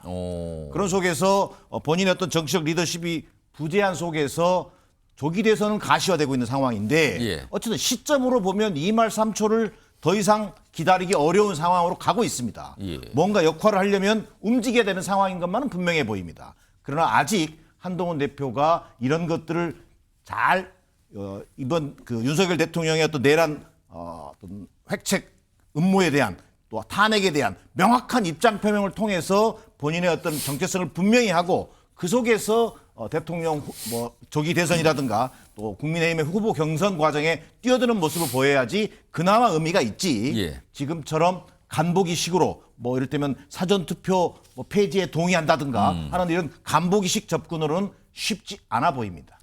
자, 지금 방금 전에 사전투표 얘기하셨는데 이게 좀 굉장히 묘한 상황이 하나 있어요. 지금 윤석열 대통령은 부정선거 그리고 윤석열 대통령 측에도 부정선거 이런 취지 얘기를 계속 하잖아요. 그리고 당내에서도 듣기에 따라서는 이거에 뭐 어느 정도 뭐 가능성이 있는 거 아닙니까? 이 정도의 반응까지도 보이는 상황이 있거든요. 이런 상황에서 사전투표제 폐지 관련된 얘기가 조금 있었거든요. 근데 앞서서 지난해 4월 총선에서는 한동훈 당시 비대위원장이 사전투표 동료도 했거든요. 일단 이와 관련된 영상들이 좀 있습니다. 들어보시죠. 원래 저희는 사전투표 잘 안 하지 않습니까? 범죄자들에 대해서 화가 났다는 것을 보여주기 위해서 여러분들이 사전투표장에 나가셨기 때문에 사전투표율이 역대 총선 중 가장 높아진 거 아닙니까? 범죄를 방어하겠다. 자기 범죄, 자기 죄를 방어하겠다는 사람들과 법을 지키면서 선량하게 살아온 사람들 사이에 대결이라고 생각합니다. 그렇기 때문에 이건 얼마나 많이 투표장에 나가시느냐 거기에 모든 것이 달려있다고 생각합니다. 부정선거에 대한 의심이 가장 많이 나오는 것도 사전투표예요. 미리 투표를 해놓고 그 사이에 여러 가지 정보의 양도 다르고 새로 생성되는 뉴스도 많다 보니까 이 1차 투표와 2차 투표로 사실상 분리가 돼서 이 제도에 대한 개선이 좀 필요하다 이런 지적들이 나오고 있다는 점을 다시 한번 제가 전달드리고. 자, 그러니까 뭐 여당 내에서는 뭐 공개적으로 부정선거다 이런 얘기는 안 하지만 사전투표에 대한 강한 약간 의구심, 약간 지적 이런 게 많거든요. 자, 화면 좀 보겠습니다. 이런 가운데 한동훈 대표의 생각이 조금 알려졌어요. 사전투표 폐지 동의하는 걸로 이렇게 좀 알려지는데 이런 걸로 내용이 좀 알려졌는데 자, 그렇다면 이게 보수층 지지를 의식해서 이런 얘기를 끊은 건가? 그러니까 부정선거 음모론, 이건 음모론에다 이렇게 선을 긋지만 사전투표에 대해서는 뭔가 이거 바꿀 필요가 있다 이렇게 인식을 하는 걸로 알려지고 있단 말이에요. 그렇다면 이거는 과연 어떤 의도일까? 최수영 변호가 이 의도 뭐라고 봐야 됩니까? 저는 상당 부분 이거는 이제 국민의힘 지지층에 호소하는 전략으로 좀 봐요. 왜냐하면은 지금 사실 그 뭐 국민의힘 지지층 뭐 중도 이렇게 굳이 표현하지 않더라도 많은 국민들이 우리 사전투표가 도입되기 전에 본투표하고 부재자 투표 두 개만 있었잖아요. 예. 부재자를 하고 이제 본투표를 했는데 그랬을 때는 아무런 문제 없었어요. 왜냐하면 수개표가 이어졌고 당일 개표를 했기 때문에. 근데 사전투표가 되고 나서는 투표율이 높아진 순기능은 있었지만 실제로 그 과정에서 자꾸 의혹들이 제기되고 부실관리, 그다음에 지난 대선에서는 소쿠리에 보관하다가 나중에 투표함에 넣는 장면이 공개되면서 선관에 질타를 받지 않았습니까?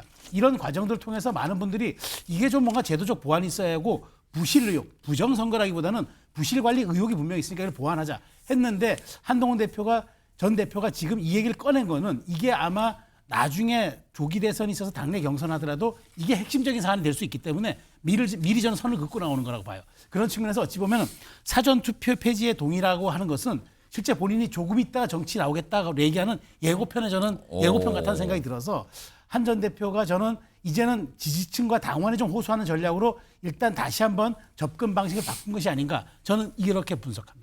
정기남 교수님은 사전투표 폐지에 동의한 것을 알렸다 이런 보도도 나왔는데 어떤 의도라고 보세요? 지난 총선까지 사전투표 그렇게 홍보해놓고 이제 와서 또 사전투표 폐지에 동의할 수 있다?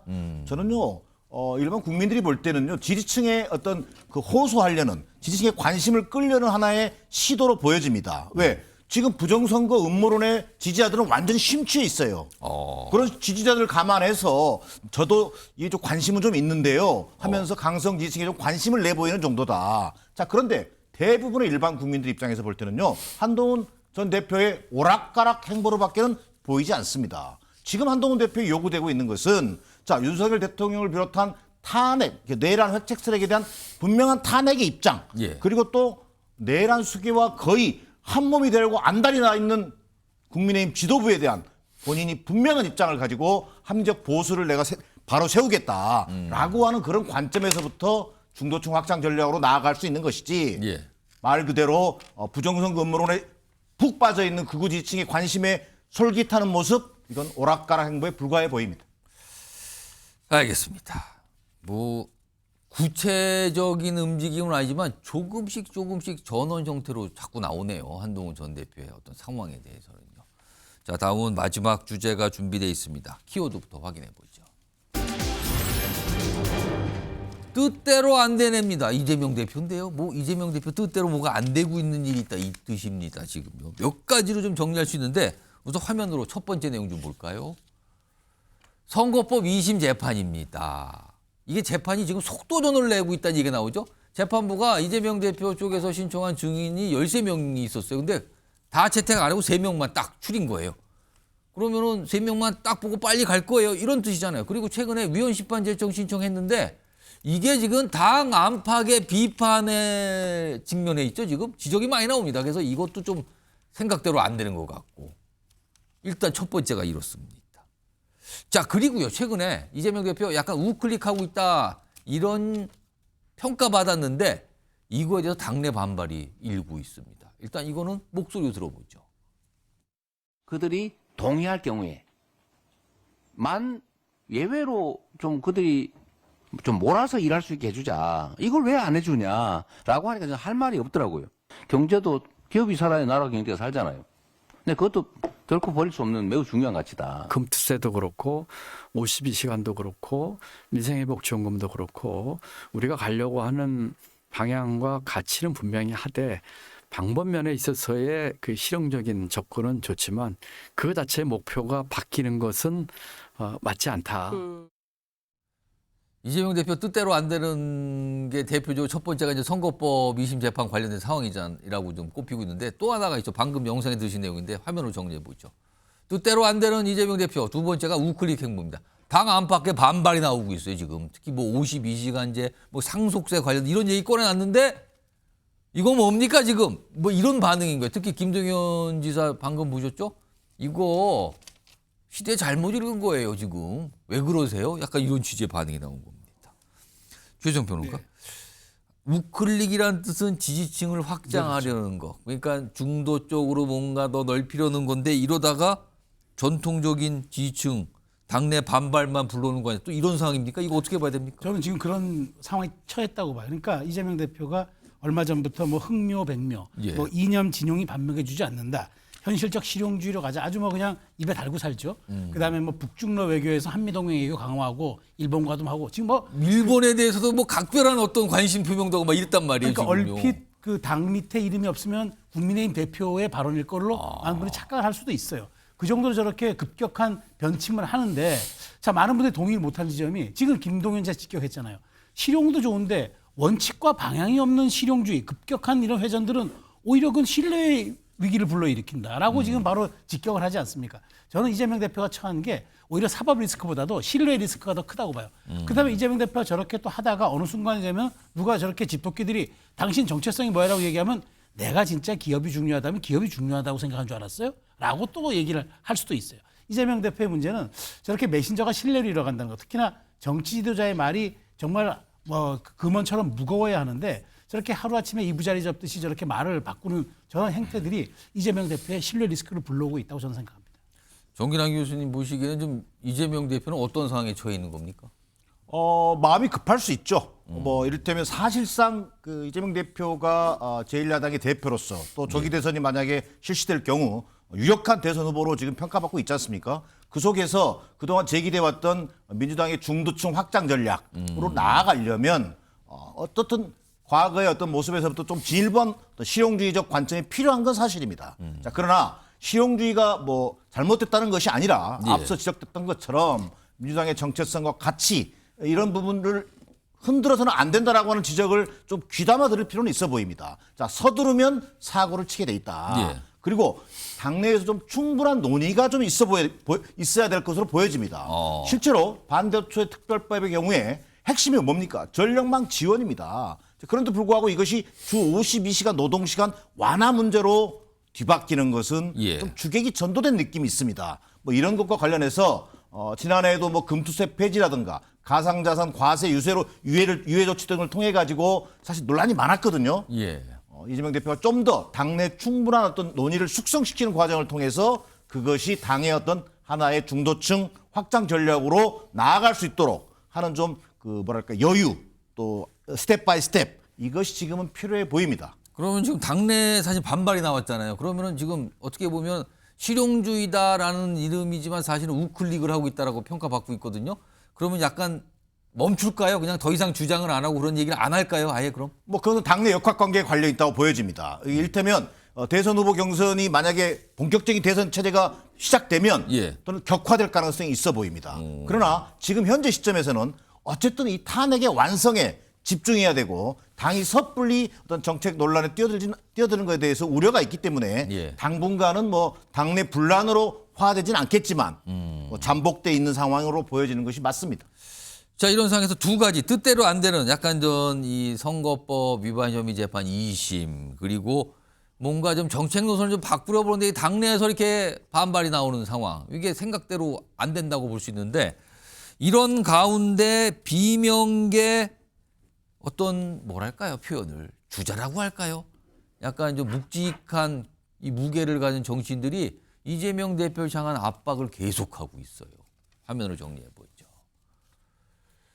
여기 보면 비명계 압박 이렇게 돼 있는데 이 김경수 전 경남지사가 굉장히 요새 강하게 얘기했죠.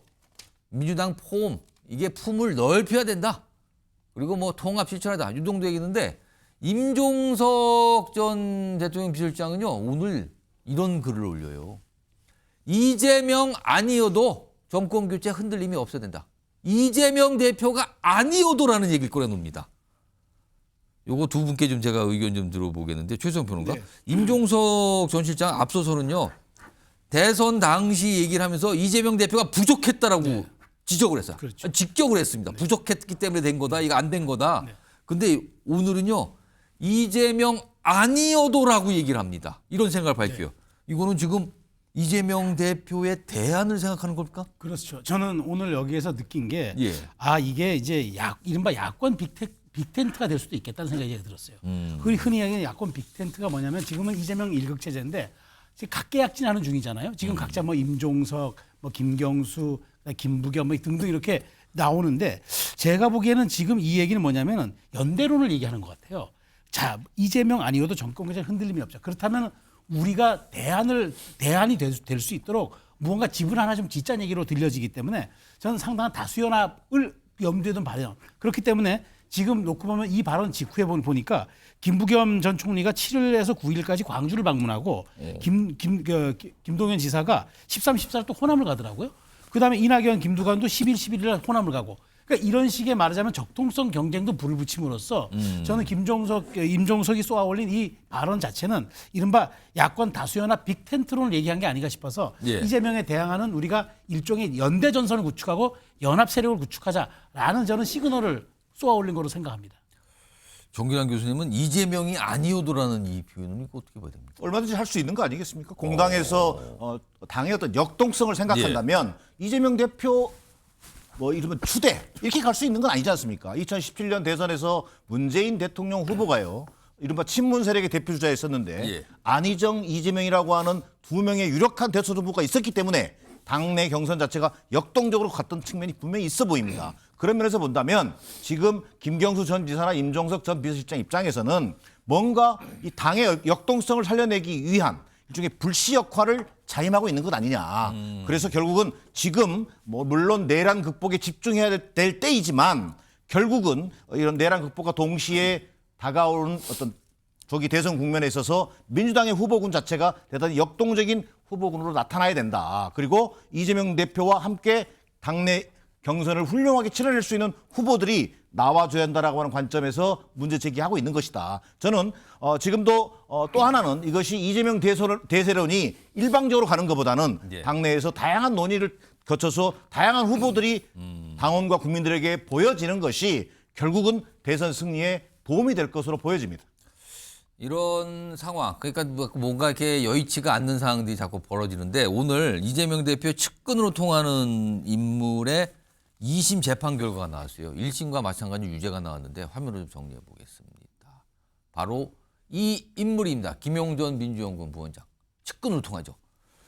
불법 정치자금 수수 혐의로 2심에서 징역 5년에 법정 구속이 됐어요. 1심에도 5년 나왔는데 뭐 법정 구속이 됐는데 이제 보석으로 풀려났는데 오늘 구속과 동시에 이게 유죄가 나왔거든요. 근데 이게 대장동 일당으로부터 돈을 받았다는 혐의예요. 대장동 일당. 그렇다면 지금 이재명 대표 대장동 관련 재판을 받고 있잖아요. 이게 아마 어떤 영향이 있을까? 이게 좀 관심사로 떠나는데 오늘 같이 재판을 받던 유동규 씨 얘기한 게 있습니다. 들어보시죠.